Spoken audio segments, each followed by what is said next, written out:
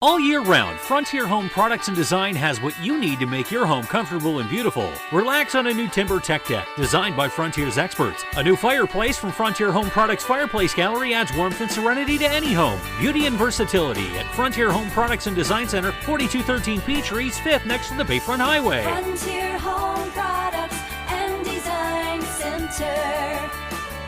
Discover a new frontier. PA contractor number PA039007. Get paid to drive. Start a new career behind the wheel at the EMTA. If you are looking for a high-paying and rewarding career with full benefits and paid training, stop by or apply online today with the EMTA. Plus, EMTA riders can now enjoy free Wi-Fi on new, clean, and environmentally friendly buses to travel all over Erie County. Visit ridethee.com for more information. Get on board EMTA. Get on board EMTA. Get on board. Welcome to TalkErie.com's Joel Natale Show, Erie, Pennsylvania's daily podcast. Every day, we tackle the biggest issues that the Erie, PA region faces. Stay informed and involved as we advance the narrative of Erie. Now, here's Joel Natale. From Erie Events, the CEO, Gus Pine. Gus, grab that microphone, pull it right nice and close, just like you're one of your big artists that you show up here. Welcome. Good to see you again. Yeah, it's been a while. We were just talking about that. I think it's been maybe 2 years. Yeah, I think so. Yeah. Well, welcome back. And I just feel like there's so much going on with Erie Events. And so let's first off share about kind of from your 30,000 foot view as the CEO, talk about some of the things that you've been doing to kind of boost, your staffing and, kind of some new strategies here. Then we'll talk about the venues, you know what I mean? Yeah, actually, staffing's a good place to start because when I took over a couple of years ago, that was one of the things I wanted to look at. We, at the time, one of the objectives I had was to grow our reach to potential ticket buyers. And so one of the positions we added was a director of marketing. We had a marketing coordinator at the time. That's been fantastic for us. It's a lot of times we feel we don't sell shows because we're not getting the word out. I've had people come to me and say, "Oh, I didn't know so-and-so was coming." So that was a big indicator for me. Another position that we added was business development. And essentially what that is our interaction with our potential sponsors. We have huge reach when it comes to working with potential corporate sponsors, and we actually added that this year. So we have a better interaction. Previously, that was handled from the executive director's seat, and that's just hard to do. Those corporate interactions, they take a long time. They take a lot of interaction, and it's very difficult to do in addition to all the other things that I do. So we've added that. How does that work? How would a corporation get value and add value to the venues themselves? Because you think about the Otters, they sell the advertising half the time, and so do the Seawolves and so on. How does that work when you're the venue guy? Yeah, there's probably two examples I think of right out of the gate. The first would be our relationship with Gannon. Okay. Gannon came on I think it was a year ago, maybe close to 2 years ago. It was pretty much when I started. We have a great relationship with them, but they're the sponsor of our club level. Okay. So they get the coverage from Otters game, but they get recognition and they get eyeballs on their brand every time we have something in the arena. A second one would be Country Fair. We just did one of the venues that we added. We do event management for all events at Liberty Park now. Okay. That concert that we just did down there, the country concert on May 7th with Rodney Atkins, was presented by Country Fair. Oh, fantastic. Right. So, right there at Liberty Park, right? Yeah, Country Fair had their trade show at the convention center, and they wanted to do something special for their staff. So we said, well, how about we do a concert? You all get the VIP hospitality tents, and if you help to present the artist, we'll be able to offer a very low-cost ticket to the community, which they love because they get recognition within the community, rightfully so. So ended up selling over an additional 2,000 tickets for that, and thank God the weather.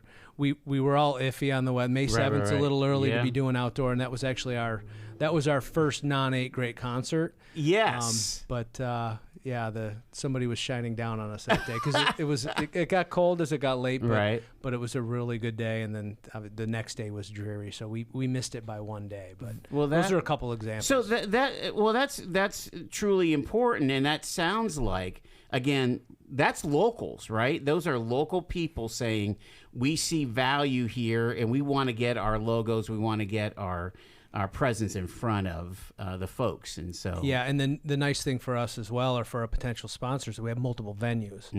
So as long as we're doing a good job and keeping the customers that come into our venues happy, it's real easy to sell those sponsorships, because somebody's coming in and they're either celebrating something in our building or they're coming to be entertained. They're always in good moods.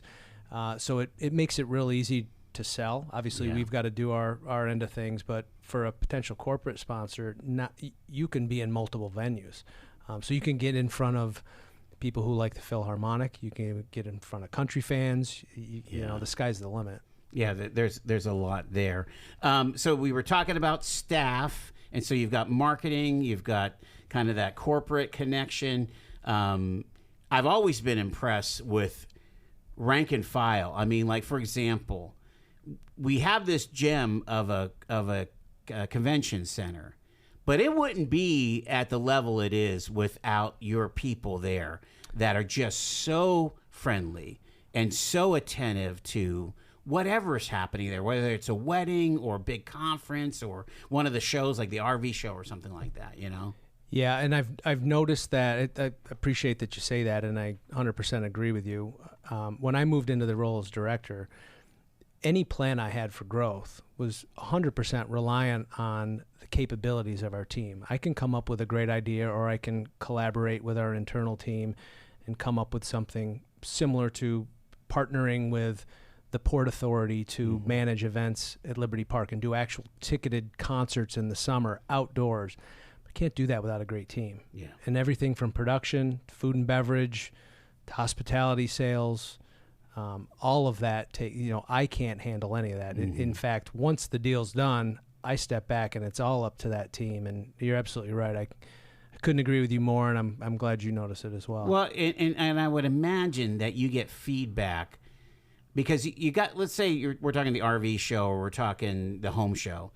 Those vendors, do a lot of shows, right? And they're like, we love coming to Erie. I hear that all the time, because I'm at all these shows, right, representing Talk Erie. They love coming to Erie because of, the attention that they get, the attention to detail, the attention to quality. I mean, that's a difference maker. When push comes to shove and the optometrists want to figure out where they're going to have their convention, they choose Erie. The week, of course, was perfect. The weekend of the eclipse. The right? eclipse. That's right. Right. I'd like to say that was originally planned. That was God's intervention or something. I don't know. That's fantastic.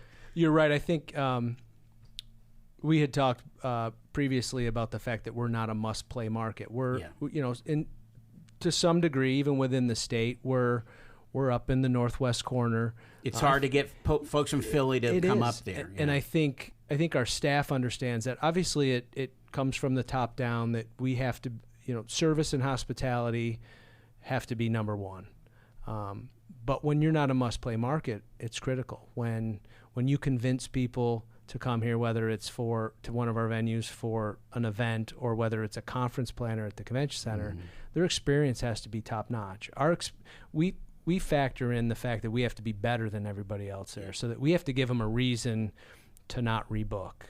And I think our team has done a good job of taking that and making it part of our culture, and they execute it well. And part of it is hiring the right people too. Yeah. I mean, there's the hospitality mentality within our industry is critical, and it starts with at the top setting that as the goal, and then it's hiring for it as well. I don't want to pour it on, but I mean, it's an important point, because let's face it, post-COVID, we've reached some kind of a new normal where you almost don't expect good service. And so when you see it, you're like, wow. And it makes me wonder, what's it like to work for Erie Events? And do you have any openings? I mean, let's go right there, Gus, because it's a good place to work, I would think. It is, and we've actually grown. When I started with the organization in 2000, at the end of 2016, we had 35 full-time employees. We now have 70. Oh, wow. Doubled. And some of that growth was obviously when I was general manager at the convention center, but it's doubled. And it's going to continue to grow as, like I said, we've added Liberty Park. Currently, we have full-time positions available. ErieEvents.com, we've got a page there that lists all the positions that we do have available. We're always looking for good people that fit the mindset that I described earlier. Yeah. But your comments are, I appreciate that. Well, it is, I mean, you're competing for good employees these days, right? Especially in the hospitality space. Yeah, and the hospitality industry was hit hard after COVID. A lot of people, out of necessity, left the industry because you simply could not go to a restaurant. You couldn't meet in a venue like the convention center for a long time. Those people still had to make a living. So many of them left the industry, perhaps found a different path. So when we came out of COVID, it was extremely difficult to find staff. And in fact, it's even in the culinary side of things, that's still difficult. I talked to some of our tenants. We have restaurants that rent space within some of our properties, and they still struggle to find kitchen staff. So it's an ongoing issue. Yeah, probably going to have to build on all of that. We've got Gus Pine with us from Erie Events. And Gus, in the paper, also through our conversation that we had with the zoo, the big news is that a conversation of and deliberation about the city handing over the Glenwood Park and the zoo to Erie Events to kind of stabilize and revigorate the zoo proper here. Can you kind of give us, from your point of view, kind of the beginnings of that conversation and where that's at right now? Yeah, the conversations with our organization started about a year and a half ago, and it started with the zoo. And the zoo approached us and asked if we would consider some level of collaboration or partnership with them. And then they proceeded to lay out their current situation. And, I mean, it's dire. Yeah. The zoo's 100 years old this year.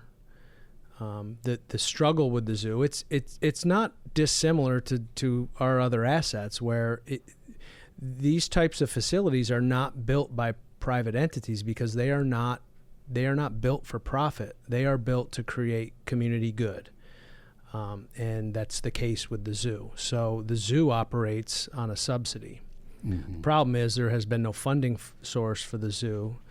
They were able, through COVID, I think they were able to get some federal funding and some state PPP funding. Right, exactly. So, but they're dipping into those reserves on an annual basis. So there is a strict timeline to where the zoo likely will no longer exist without some other structure in place to support them.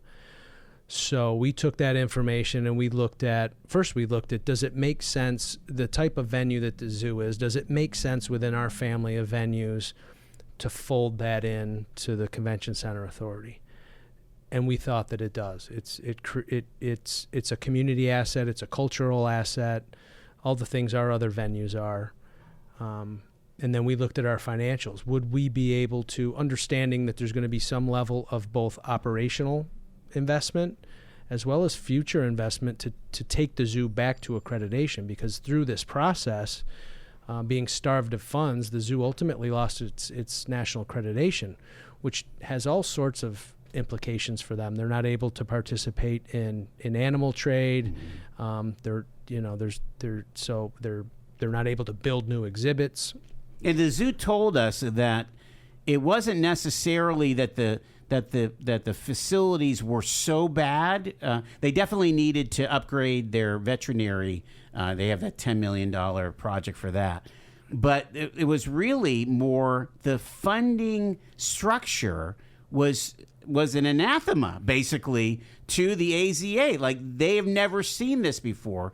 Zoos across the country get 30 to 40% of their income directly from government subsidies. Exactly. And we get like 5% here. Exactly. And that ultimately, when we looked at it, we said, well, our organization is funded through bed tax. Yeah.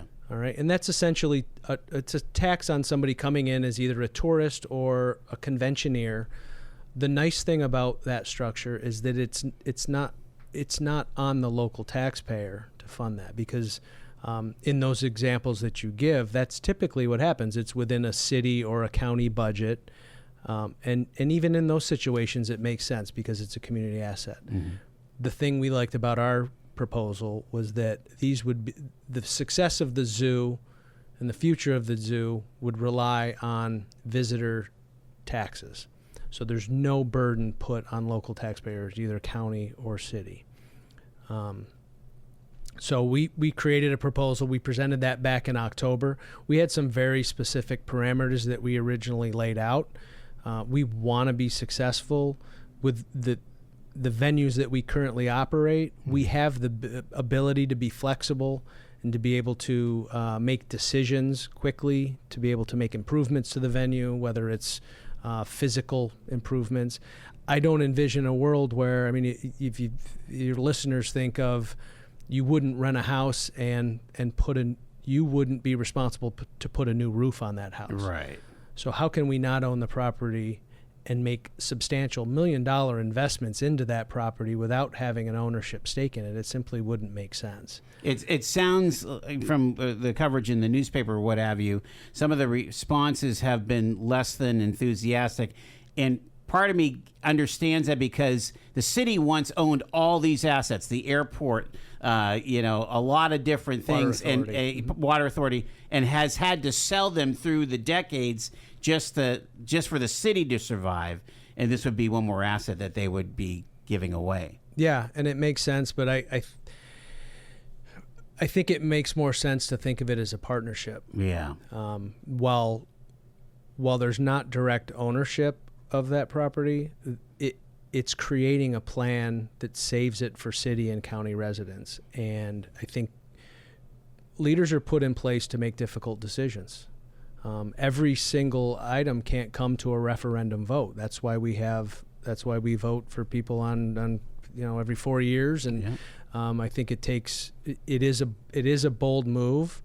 And as I said in the article today, we would applaud a solution as it comes up. If there's another organization that has a plan, or if the city has a different direction, we would applaud that, because we don't want to see this go as a community asset. And quite honestly, we don't want to see the ice rink go, and we don't want to see the park go, and we don't want to see the golf course go as well. Those are all community assets. It's a zero-sum game to save one and eliminate the other. Right. So that would not be our intention, but that's where we stand right now. I mean, we presented a proposal because I think we almost as an organization feel an obligation based on how we're funded and what our role is within the community to try to make sure that we don't lose these critical assets. This is a 100-year-old asset to the community.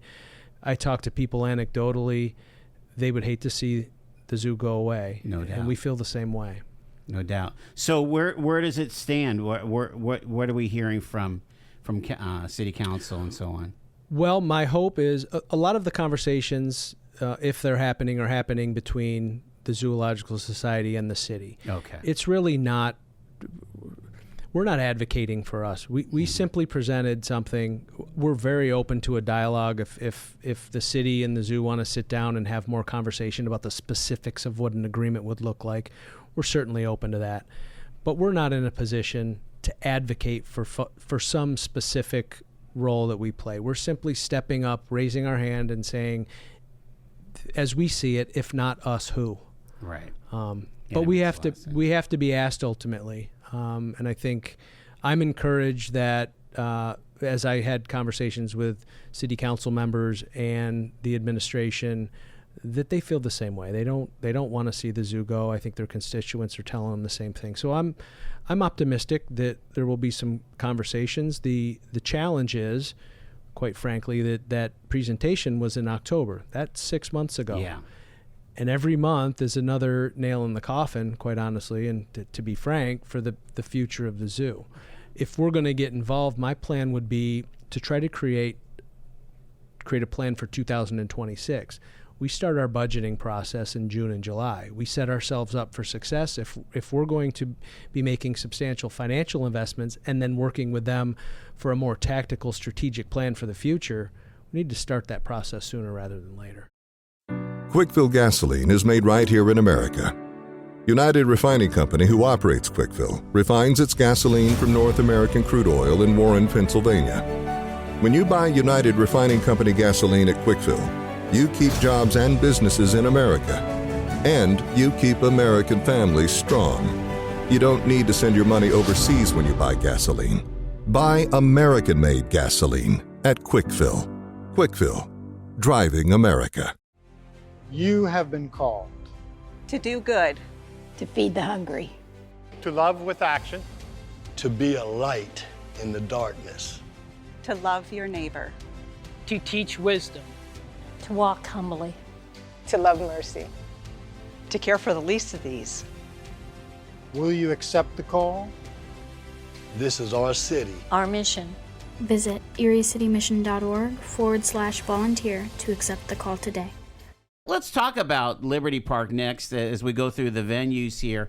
And you mentioned that we had a concert just last week, right? That's right. Rodney Atkins. Yep. Yeah, and that went well, huh? Went great. The weather cooperated. We had a great turnout. It was actually our first.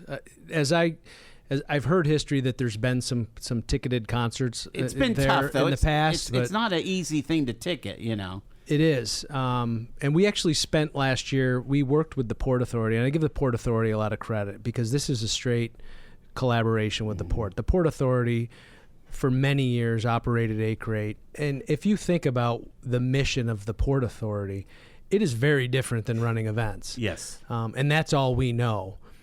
So they had approached us, and we said, well, let's take a year. We'll manage portions of the event. And we used last year to bring our security director in, to bring our staff in, to see the back workings of how that works. So we felt really confident when we came into this year that signing an all-in event management agreement made a lot of sense for us. And this worked great. We have the announcement out for Acre Tuesdays. We'll be operating that. And you guys were involved with getting Todd Rebich to be the lead, right? That's right. Yeah. Yep. We had a relationship with him. Actually, he's a huge supporter of the Otters, so we knew him from that relationship. And the naming rights deal was coming to an end, and he jumped in with both feet, and he was actually there, and he was pleased to see that venue used as it should be used. I mean, we have an outdoor venue in Erie that we look at it as event managers and say, well, why aren't we using this at least 3 or 4 times a year and getting people out overlooking the bay with a sunset coming down and a band playing? It's just, there's so much opportunity out there. So you're going to be managing Acre, that's out there, and a few more ticketed events for 2025, you think? Or? Yeah, we've done this one. We've got holds right now. Okay. In lingo is we've got offers in to artists, and we're working with a promoter. And again, that's that co-pro deal where we're partnering with a promoter out of Pittsburgh. We've got offers into 6 acts. Now they come and go, but I think my hope is we'll at least do 2 more, perhaps 3 more before end of September. A lot of us have been to Blossom Music Center or Station Square, or thinking of Darien Lake, where it is Art Park. You've got this situation where you go to shows at amphitheaters, and so do you get a sense that maybe that Liberty Park could become like a mini one of those type of things? I mean, it's not as huge as, I do. Actually, the capacity out there is 4,000. Yeah. And we can do 15 hospitality tents. So you can have corporate sponsors or individuals who want to rent out a tent. So you can get a decent amount of people out there. The interesting thing about the entertainment industry in the summer, these artists are on tours that are all outside. So their production setup is built for outdoor plays. It's part of the reason why we don't typically get a lot of summertime activity either at the Warner or the Arena.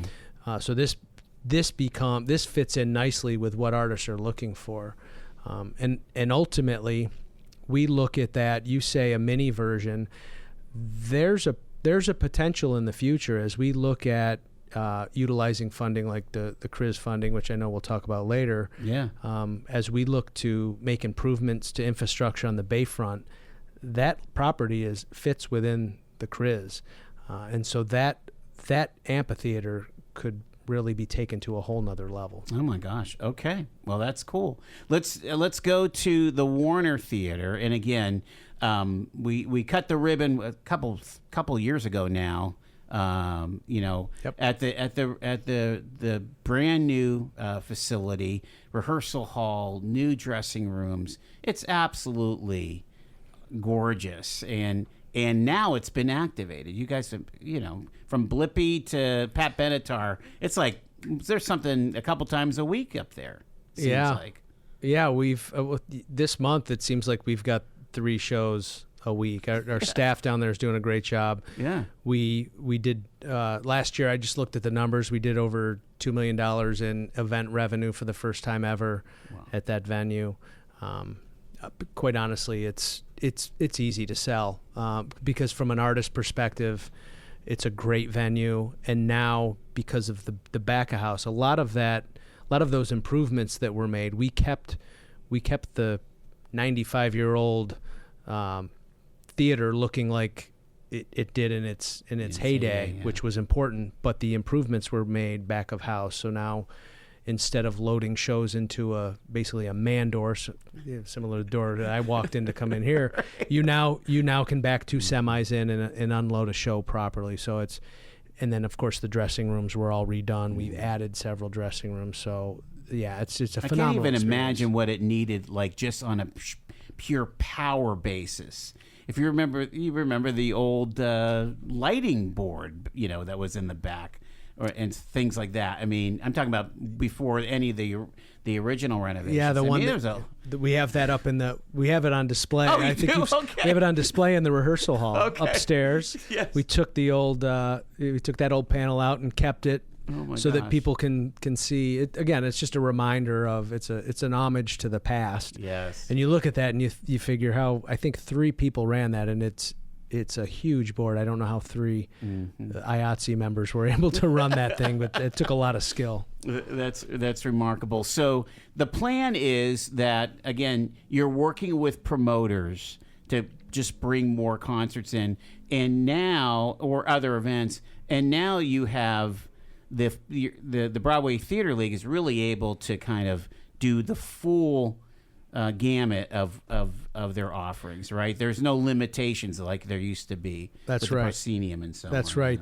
We could house any Broadway show that's out there now, and that's been a critical move. Now, actually, I had mentioned before we added our business development position. One of the struggles that we had, quite honestly, with our Broadway presenter presents shows in about 6 cities across the Northeast. Mm-hmm.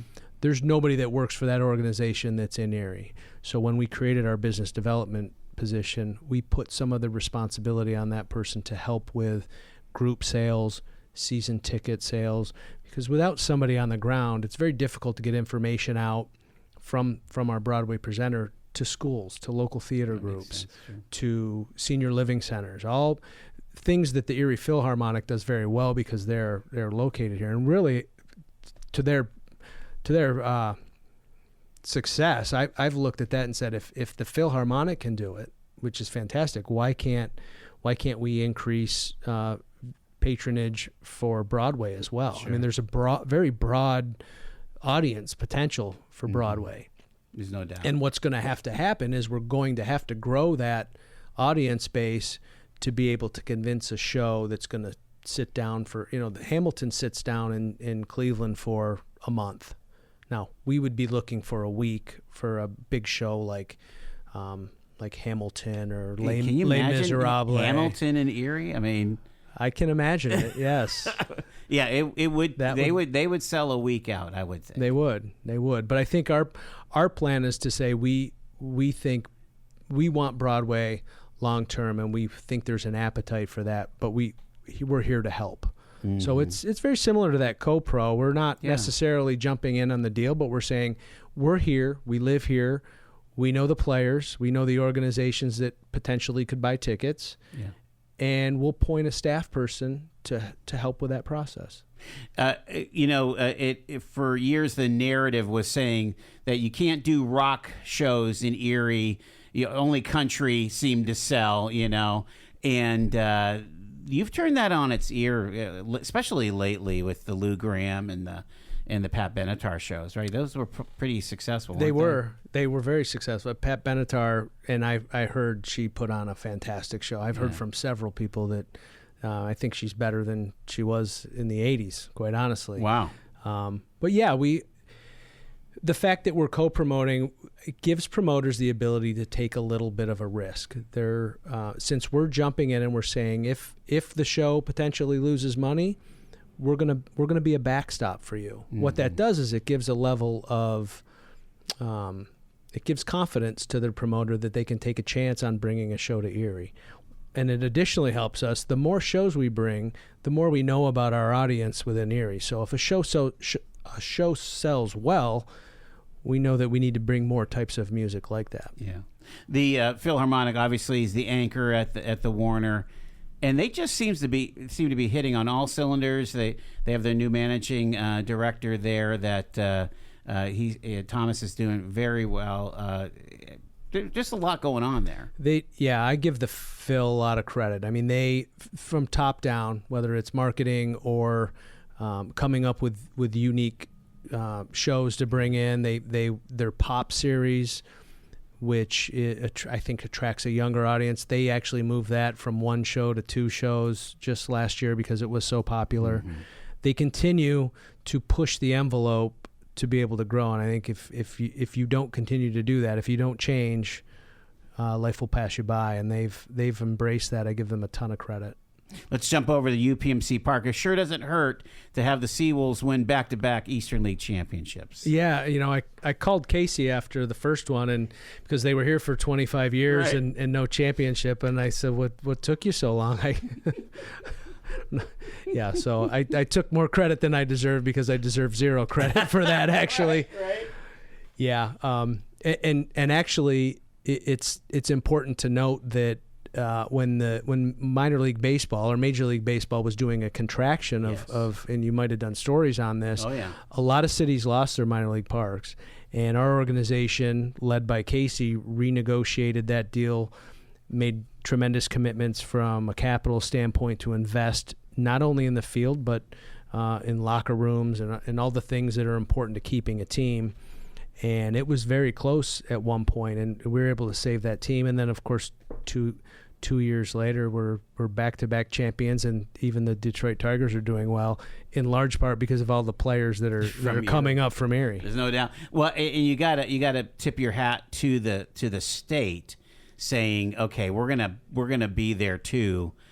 With the capital investments that we needed there. I mean, we went from turf that one of the Tiger coaches was mocking to this amazing best-in-class facility. And you got to remember, too, that their market area is only 3/4 of what, let's say, Bowie has, or, one of the bigger areas where they can market, in all 360 degrees around them. We can't sell baseball tickets to fish. That's right. Yeah, that's fish don't buy tickets. That's we say that in our organization. I bet you do. It's remarkable, and what a glorious place to watch baseball. I absolutely love it. And that's being activated too. They had a church service on Easter Sunday that was well attended. I think they had an event for the solar eclipse as well. Exactly. Yeah, they do a great job. The team does a great job there. The Seawolves really operate that top notch. Again, over at the Erie Insurance Arena, notice the new signage. Nice touch there. Yeah, you that know? was Erie Insurance did that as part of their 100th anniversary, and they updated that with their new logo, and they actually added a blade sign out front, which I think looks great. It does. Yeah. The arena is getting more. It's getting busier, isn't it? Talk about that. It is, and I think we came out of COVID, and we were. We as a tertiary market were probably last in line to get shows. So coming out of COVID, a lot of the artists, there was such a pent-up demand for shows that it was easy to just fill Nashville, fill all the major markets. So I think it took a couple of years to get on the radar again. But I think that's coupled with our strategy, because I had phone calls with promoters, and I had that conversation with them, and that's when we started talking about, if Erie's a risk, let us jump in on and be a backstop for some of that risk, and let's trust in our ticket buyers, and let's present shows here. We have huge pent-up demand to see shows in Erie as well, and that's why we got things like Teddy Swims and Bert Kreischer and all the artists that we've been getting over the past couple of years. Yeah, and Nate Bargatze's going to the arena. He's at the arena. Cole Swindell is coming, a good country artist coming this fall. Is there a strategy? I mean, would it be helpful for the arena to have an additional sports team in there? Like, at one point you had arena football, Bayhawks basketball, and the Otters. That they probably ran into each other quite a bit. Is this easier just to deal with just the one team, or?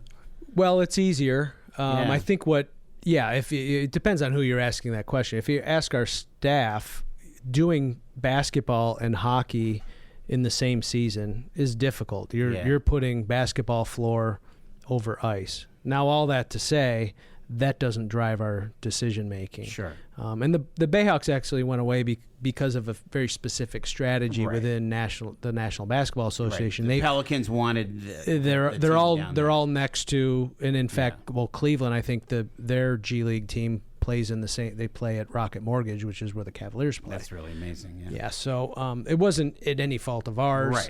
Right. But I would love to explore. Whether it's there's any number of sports. If there's an appetite within the community to support an additional team, that's fantastic. We'll look at that. Right. Well, yeah, and again, it's a much bigger question than just whether the facility is available. It's the corporate sponsorships, it's the ticket sales. I mean, it's just a lot there. Exactly, and it's somebody coming in, because obviously there's going to be an owner of that team, and I haven't been approached at this point, but I'm certainly, if anybody's listening and they own a semi-professional or professional team and they want to bring it to the arena. Yeah, absolutely. Well, and we and our hats are off to the Bayhawks. They had a good run there, and they that was a great product to put out. It was the folks there. I miss it. They were playing when I first moved here, and I there was actually I came here from Michigan, and there was a couple of guys from Michigan State that played on that team. There's great talent within that G League. Gus Pine is with us. I've got maybe a couple minutes here, Gus. What should our listeners be looking for out of Erie events, through the summer and into the fall? Again, 8 Greats is being run by you guys in cooperation with the Port Authority and so on. Well, I would say pay attention to, and it'll take some digging perhaps, and maybe you'll do some shows on this, but the CRIS funding is going to be, it will be transformational for this community. And I mean, it not to go into detail, but specifically what that's going to mean is that tax dollars that are generated in Erie are going to come from Harrisburg back to our community within a specific 130-acre area and be reinvested into our community for new development projects and infrastructure as well. Are all of your, in the entertainment district, is that entirely in the CRIS? All of our venues are within the CRIS. I'm actually, right now I've got 2 or 3 studies to be able to look at things like expansion of the convention center, activating the space in front of the arena and the ballpark. I mean, to me, that if you go to a larger community, that space in front of venues like that is activated so that it can be used on non-game days, or it could be used as fan fests. I mean, it could be an outdoor ice rink. The sky's the limit. Because all of these fall within the CRIZ zone, and those dollars are coming back to our community, it gives us the opportunity to look at things like this. Yeah, it will give the fuel for the investments. Well, exactly. Something to watch. Gus Pine, CEO of Erie Events, thank you for taking the time, sir. Thanks, Joel. You got it. You've been listening to The Joel Natale Show, Erie, Pennsylvania's daily podcast from TalkErie.com. Subscribe to our show on your favorite podcatcher and get involved by emailing joel@TalkErie.com.